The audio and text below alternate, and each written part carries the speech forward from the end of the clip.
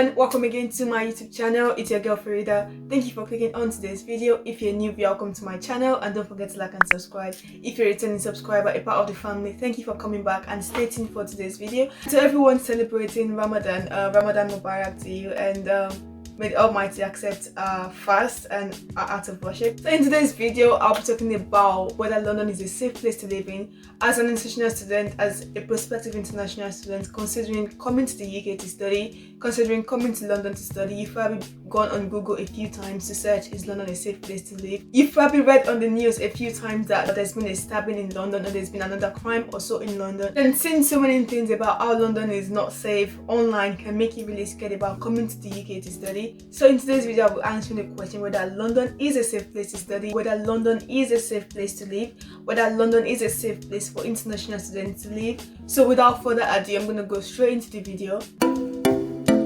As a student, I'll be leaving your home country to a different country to study. There's this element of you going online and searching what goes on in that country that you'll be going to. It's normal to go online and search, oh, is London a safe place to live? Is Leeds a safe place to live? Is Birmingham a safe place to live? Is the UK a safe place to live generally? I guess it's okay to be worried about whether it's a safe place to live or not, because when you go online, when you read the news, you probably see that there's been a crime here and there in London, there's been a stabbing or something in this part of London or the other, and then that is actually something that can make you get worried a lot. My advice to you is that stop doing that. Stop going online to search, oh, has there been a stabbing in London today? Stop going around to see what has happened. My advice is just to stop doing that. Stop searching. Stop searching. Don't go online anymore to search if it's a safe place or not. Because the truth is, a crime can happen anywhere at any point in time, at any place, whether it's in London or not. So stop stressing yourself. Just calm down. Everything will be fine. London is a large city. And with every large city, a crime can happen at any point in time. You could literally leave your doorstep and something could happen to you. Or you could get on the bus or on the train and something could happen. You can't predict what will happen. And so because you can't predict what will happen, even if you live in the safest of the safest places, I think the main thing that you should do is just to keep calm. Don't worry, don't stress about it. I've lived in the UK for 2 years now, and in the time that I've stayed here, I've experienced so many different kinds of things. For example, I used to work as a waitress, and then the way it worked was I used to finish my shifts around 3 a.m, 12 a.m, really late at night, and I would be the only one coming home alone by myself.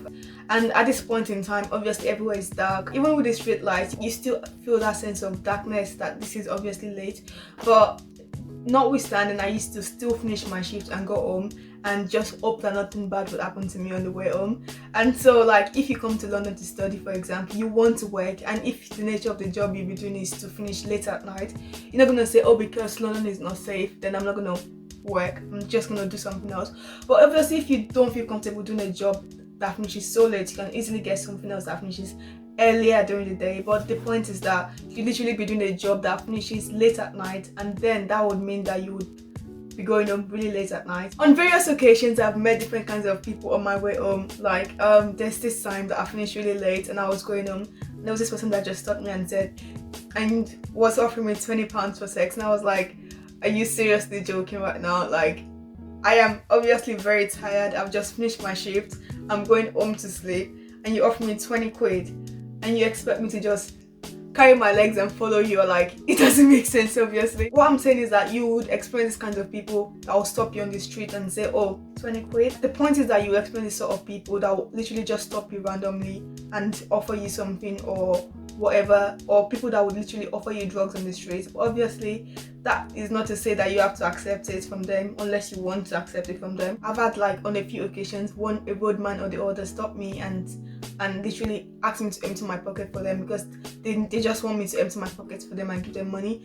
And if you don't have money to give this person, for example, you just have to tell them no. But then if they still, like, sort of keep insisting that you have to give me money, then you have to just literally empty the pockets for them and let them see. And if they don't allow you to leave, then you have to just I think for me personally, what I used to do was just, like, literally once I finished my shifts and I'm going home, I would literally, like, just put on my hoodie, just my head down and walk really fast, because I know that this is dangerous territory now. And where I used to live in Ilford, and Ilford is relatively safe, but obviously it's everywhere, like I said, can be safe or unsafe. And on this occasion, I had to like walk really fast, and this person would not even allow me to leave. And they were like, I need to give you something. I'm like, I've literally emptied my pockets for you. What else do you want from me?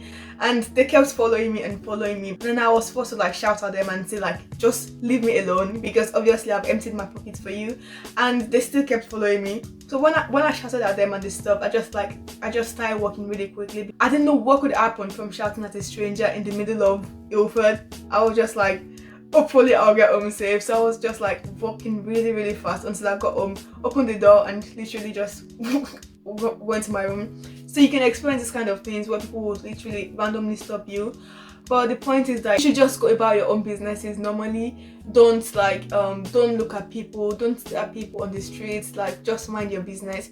And if someone stops you and asks you for something, like if you can help them, then help them. But if you can't help them, just politely say no and move on and do your own thing. If you're on the buses in London, buses can be like London buses can be a place that can be relatively unsafe too, depending on how you interact with people on the buses. So if you get on the bus, just sit down, mind your own business, and that is it. I've heard a few people say that it's not really safe to sit on the top deck of the bus, but for me personally, I think I like sitting at the top deck. So I literally go on top and sit at I sit at the back.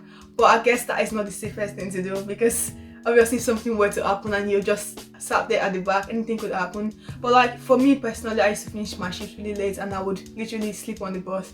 That is not the best thing to do. If you see it, so when you go on buses, just mind your business. If someone says hello to you on the bus, which is very rare, just respond. And if they don't, obviously you're there to just get on the bus and go to wherever you need to go to. And some people say it's safer to sit closer to the driver.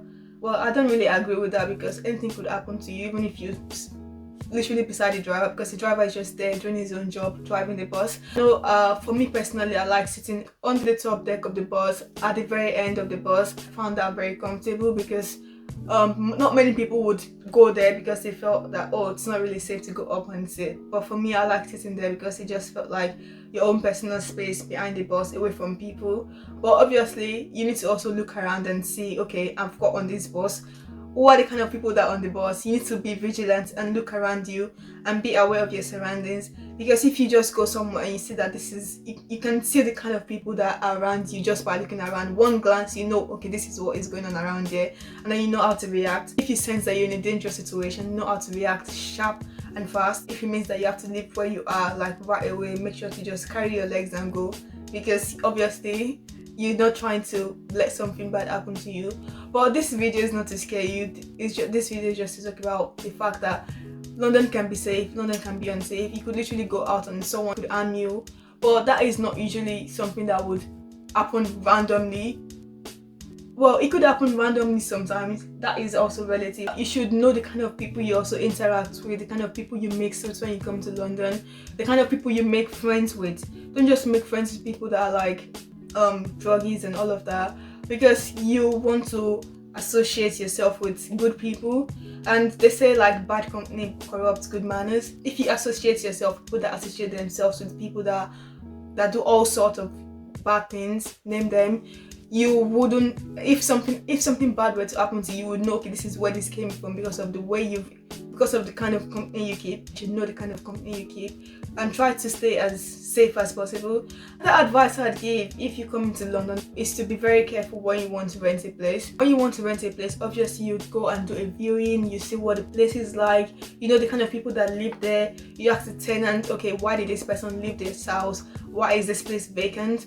And then from asking these kind of questions, you know what kind of place you'll be moving into. I remember when I first arrived there, I used to live in a place that was relatively okay, but people I used to live with used to like smoke and drink. Once you open the door, what would welcome you what used to be the smell of weed, and very strong smell of weed, such that even when I used to wash my clothes in that house, I would be smelling of cigarettes and weed, because it was so strong in the house. Apart from the fact that people used to take weed in this former house that I lived in, it was still okay because they were pretty nice people, but they used to bring in so many kinds of people into the house, like so many different kinds of people, and it got to a point that I didn't even know who was living in the house and who was not living in the house. So say the house is like a house with 5 rooms and you have 10 people in at once, 11, 12 people, and you're like, who lives here, who doesn't live here? You don't even know, because people just bring in anybody. And so when you want to find a place, you need to also check that. I remember there was also a time that someone actually broke into our house. They stole someone's device, they stole their phone, and if I remember correctly, maybe a laptop or a TV. And it was just so quick. Like, they came into the house and literally within 1 second they were gone.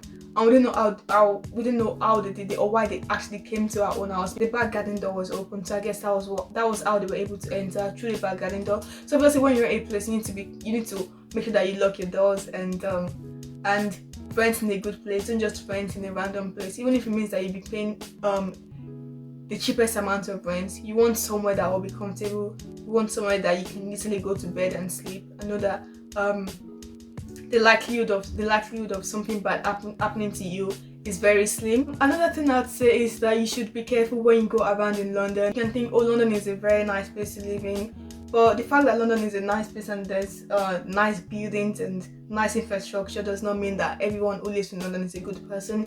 So you could literally be walking around and someone would pick your pocket and steal from you, and you wouldn't even know what happened because you were not very vigilant. So there was a time I was in Westfield and I had £20 in my pocket, and within, like, I don't know what happened, and I just remember, like, okay, fine, I needed to use the money. And then when I needed to use the money and I dipped my hands in my pocket, it was already gone. So it was like, okay, you need to be smarter in this city because people are literally around you trying to maybe steal from you or whatever.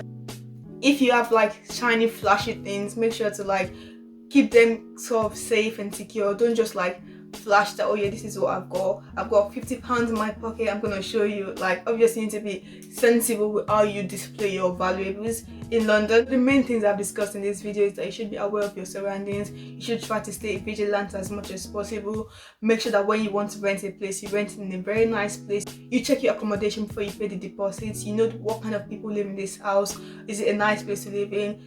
Do they do drugs in the house? Do they smoke in the house? Do they take care to actually go to the garden to smoke, or they just do it in the living room and everyone knows they smoke? Make sure that when you get on buses and on trains, make sure that you're aware of your surroundings. If you feel it's unsafe for you to sleep on the bus, please don't sleep on the bus. Just keep your eyes open until you get to your destination. Keep your valuables close to you, and once it's time to get off the bus, get off and go home. Another thing is that you should obviously mind your business. I can't emphasize this enough. Mind your business. If someone doesn't ask you for anything, don't offer to help them, really, unless you feel that you actually want to help them. If someone doesn't say hello to you, if someone doesn't ask you for anything, there's no need to bother yourself, really, because everyone just goes around minding their business in London. There's so many people living here and you don't want to stress yourself. If you're out on the street, don't start staring at someone or looking at them weirdly, and then that may make them react to you in a negative way. You don't want that kind of negative reaction from someone because you are staring at them. So you need to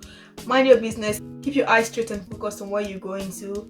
And remember that even though London is a nice place, London is a large city, it is possible to live here as safely as possible. It is possible for you to be harmed by evil people or bad people on the streets at any point in time.